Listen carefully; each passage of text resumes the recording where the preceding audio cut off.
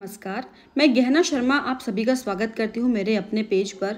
आज आपको बच बारस की कथा सुनाने जा रही हूँ। एक साहूकार था जिसके 7 बेटे और बहुत सारे पोते थे। साहूकार ने एक छोटा तालाब बनवाया। जब उसको 12 बरस बीत गए तब भी उसमें पानी नहीं भरा। उसने पंडित को बुलाकर कारण पूछा। पंडित जी बोले कि इसमें तो आपको अपने बड़े बेटे या बड़े पोते की बलि दोगे तभी यह तालाब भरेगा। साहूकार ने अपनी बड़ी बहू को पीहर भेज दिया, अपने बड़े पोते की बलि दे दी। इतने में गरजते बरसते बादल आए और तालाब पूरा भर गया।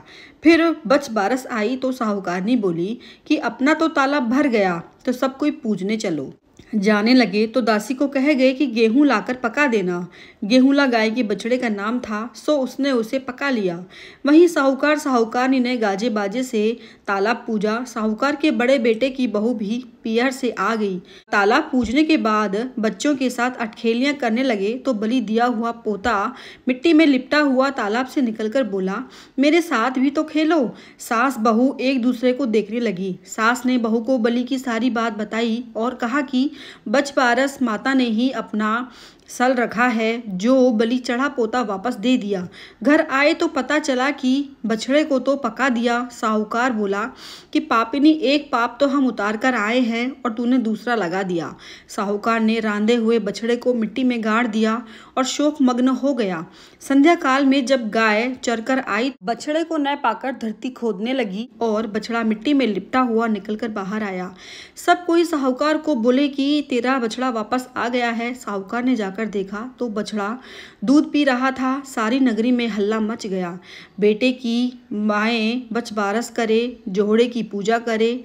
हे बचबारस माता, जैसे साहूकारनी को दिया वैसे ही सबको देना। कहते सुनते हुकारा भरते सभी प्राणी जगत का कल्याण करना। बोलो बचबारस की जय। विनायक जी की कहानी। एक विनायक महाराज थे। चुटकी में चावल कुलिया में दूध लिए फिर रहे थे। कोई मेरी खीर बना दो, कोई मेरी खीर बना दो। जरा सा दूध चावल की खीर कैसे बने? एक बुढ़िया थी, बोली, ला बेटा मैं बना दूं।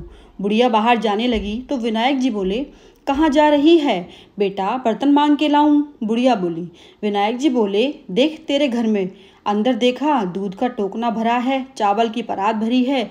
चूल्हा जला के खीर बनाई, खीर निकलने लगी। बहू ने कटोरा भर के किवाड़ के पीछे विनायक बाबा का छींटा लगा के खा लिया।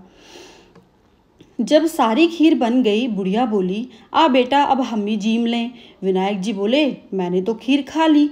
बुढ़िया माई बोली, तूने कब खाई? तो विनायक जी बोले, जब तेरी बहू ने खाई। बुढ़िया बोली, बहू, तूने खीर झूठी कर ली।